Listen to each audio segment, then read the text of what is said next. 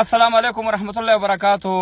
افغانانو څنګه چې تاسو معلومات دي چې زمونږ ګران ولسمشر اشرف غني صاحب یو فرمان جاری کړ. د فرمان جاری کېدو مطابق به طالب بندیان خوشي کیږي. ډېر ښه کار کړی اشرف غني صاحب او دا یو نیک کار دی، یو د سولې طرف ته یو قدم دی. خو افغانانو زه تاسو ته یو خبره کوم چې دا داسې مه کوئ چې یو ورځ ورور سړي نه قهرمان جوړ کړي او بله ورځ ورپسې کنځلې بدرت بیا وایي. هېڅ حق نه لرئ تاسې، ځکه هغه رئیس جمهور دی، هغه ته موږ او تاسې اختیارات ورکړي. او بل دا دی چې طالبان څه نه امریکایان دي، نه پنجابیان دي، نه د بل وطن خلک دي، د افغانستان خلک دي، مسلمانان دي.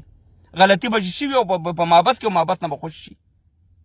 موږ او تاسې څه کار دی چې یو سولې طرف ته موږ او تاسې روان اوسئ. مهربانه دا هېڅکله امکانات لري چې زه په فیسبوک څه ویم او اشرف غني صاحب به ورور ټول هغه شیونه عملي کوي. وروره لږ د مغزو نه کار والی. موږ او تاسې په لاس کې دومره شیان نشته. دلته 40 ملکونه دي، ګاونډیان موږ هغه شان دي، ګاونډیان سره پراته دي.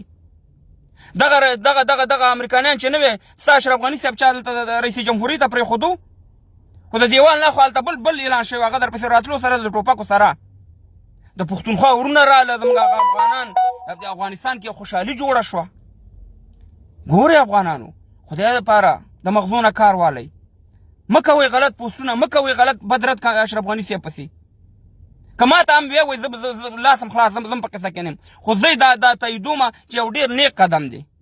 الله دې وکړي چې په افغانستان ته سوله او امن راشي، او انشاءالله سوله امن راځي. کله چې ته سوله کې افغانانو د ډېرو شیونو نه به تېرېږي. دا نه کېږي چې څه زما په خواهشاتو باندې ټول شی نه کېږي. او طالبان څوک دي؟ د دې وطن بچیان دي.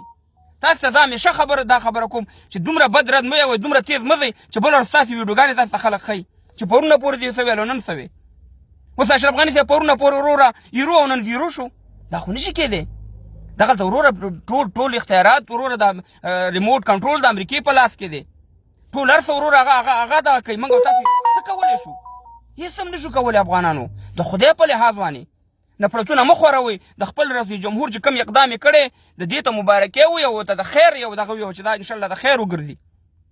ډېرې خبرې زه نه کول غواړم، خو بدې ردې مه وایئ. زنده باد اشرف غني صاحب. الله دې اجر درکړي چې داسې قدمونه الي چې زموږ په افغانستان کې امن راشي. الله دې امن راولي.